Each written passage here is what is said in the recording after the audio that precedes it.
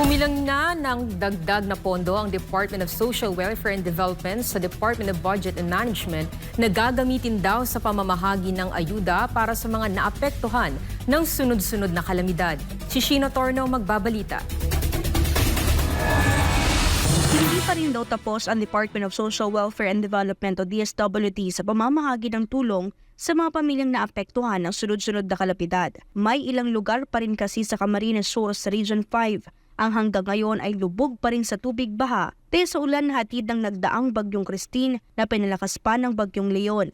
Kabilang Bula, ilang bahagi ng Minalabak, Milaor, San Fernando, Gainza at Camaligan. Kaya papalo na raw ng higit 166 billion pesos na humanitarian assistance ang ipinaabot sa mga biktima ng kalamidad sa iba't ibang bahagi ng bansa. Pero hindi pa rito natatapos ang problema ng ating bansa sa masamang panahon. Binabantayan na rin kasi ang posibleng epekto ng Bagyong Marce na maaari ring manalasa sa mga lugar na dinaanan ng Bagyong Christine.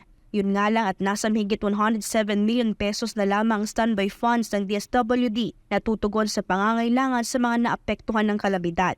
We have also requested for augmentation support already from the Department of Budget and Management and currently ay under review na po ito.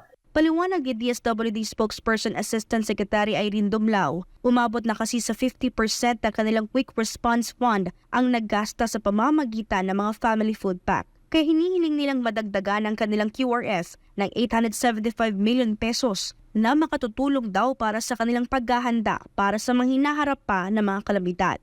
So depende po no doon sa pangangailangan ng mga field offices yung pong itatagal noong standby funds. Dito naman po sa central office, we hope we could have the replenishment already, no, so that we could sustain our production.